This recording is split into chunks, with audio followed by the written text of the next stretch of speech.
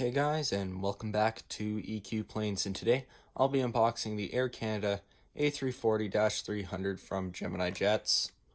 So yeah, without further ado, let's start taking a closer look at the box. Here you can see this is in the Gemini Jets 2 box. Now, I don't really know the whole history behind Gemini Jets 2, but I know it's something they had early on, back when Gemini Jets was in kind of their infancy. However, this is a 2002 release, so at this point, Gemini Jets would have been around maybe 3 years, because I believe they were founded in 1999. But yeah, you got that old box in decent condition. We have registration, Charlie Foxtrot Yankee Kilo X-ray. And yeah, without further ado, let's open this up.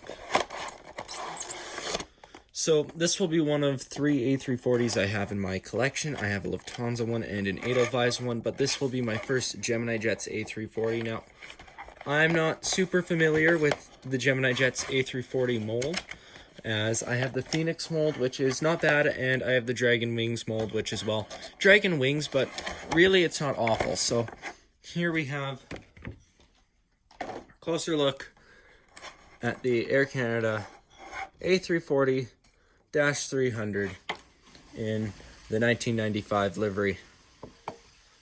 Now, taking a closer look at this A340, let's start with the color scheme. Now, this is Air Canada's 1995 color scheme, which was replaced by the toothpaste livery back in 2004, and shares a pretty striking resemblance to the current livery that Air Canada has, with the whole black and red thing you have going on. Just the current one has the rondelle, some more titlings, and there's a fair amount of differences, but the general design trope is, in my opinion, kind of taken from this livery.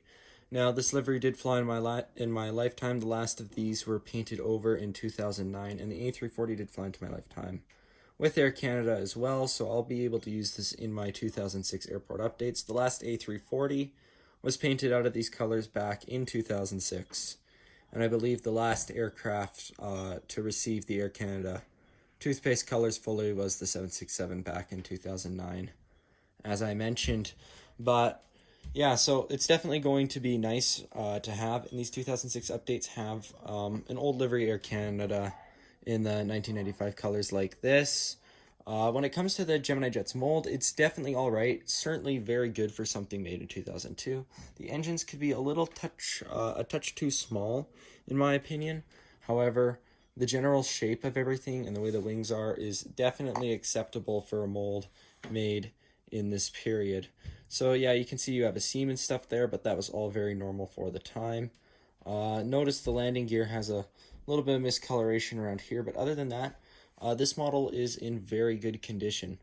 This is my first model in the full Air Canada 1995 livery. I do have a Canadian Airlines transitional livery one on the 767-300ER from Dragon Wings, which is a decent model as well. But yeah, so when it comes to getting old livery Air Canada stuff for my 2006 updates, I'll probably be looking into, I'll have some Jazz stuff, but I'll also be looking into maybe getting a transitional livery A320 if possible, because they did have a time where they were putting the toothpaste tails on this livery with the Air Canada titles, and possibly an old livery A330 as well. So yeah, these Air Canada A330s, I believe they stuck around at Air Canada until 2009, while the larger A340-500 stuck around only until 2007, I believe.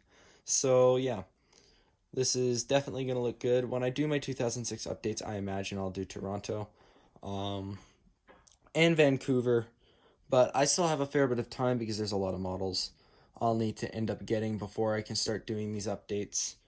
So yeah, but that's definitely something I'm really looking forward to in the future, and for the time being, this is a really good looking model.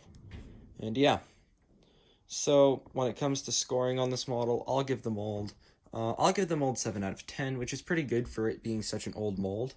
And when it comes to the details and the printing on the model, I gotta give it a 10 out of 10. This is a spot on rendition of the colors. Maybe I'll take 0.5 off for that little bit of miscoloration on the center gear, but other than that, they've done a very good job on it. The colors on the Air Canada tail are very well done.